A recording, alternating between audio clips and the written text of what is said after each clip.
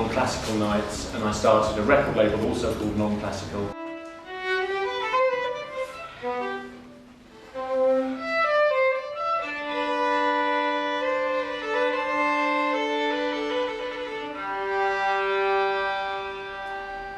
I felt quite disillusioned with the way it was in a kind of small bubble, really felt like a niche music that wasn't presenting itself to a wider audience. And so I started putting on classical music in these alternative venues, and straight away it did reach new audiences.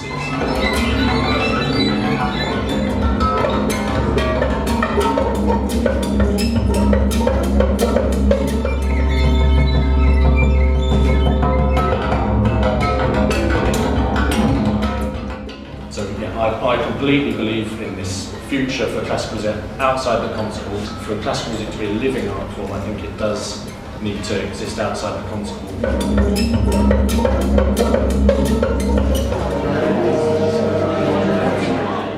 The new music in particular has always done very well at being outside the concert hall.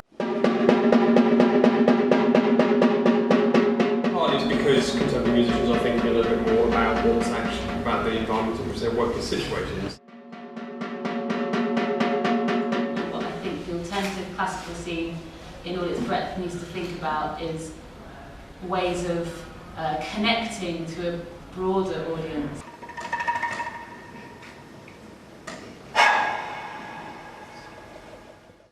I think, we just need to normalise classical music.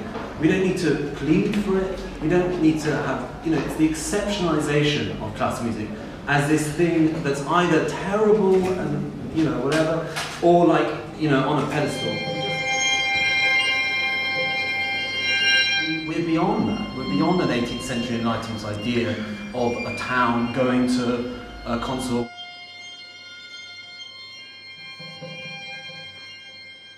Yeah, it is about trying to create a night that's musically more exciting and more challenging, and looking at what's happening in your average nightlife, night out, and playing with that. Is that there's an element of experiment and trying to be contemporary in another way.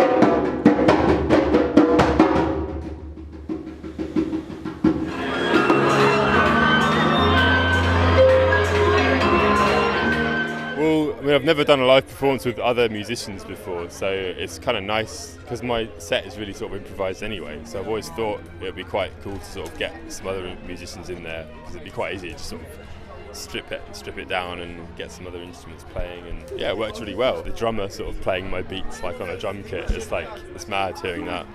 Yeah, it's really cool like hearing it on real instruments. Like, I was really impressed.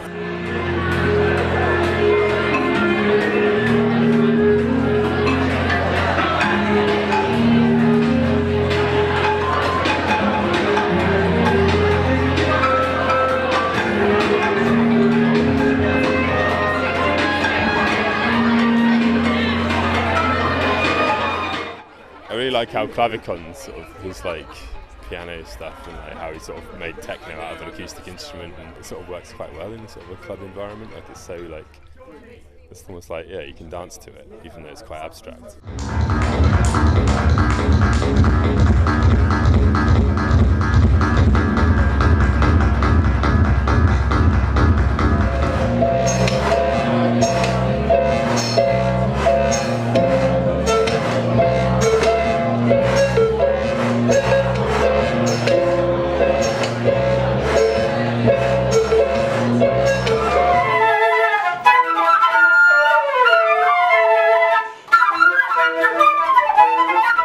Our 10th birthday celebrations. Yeah, last gig of the 10-year anniversary. A live streaming global event in 5 cities. Stream them as a and we perform pieces that specially been composed for that group, and then stream them live onto YouTube so people can watch it.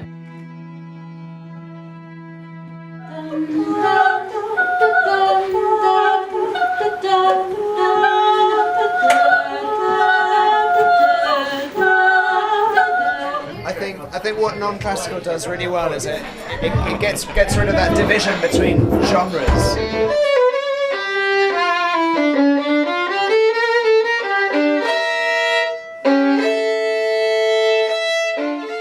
This does feel like very valid and like maybe the future of our lives as classical musicians.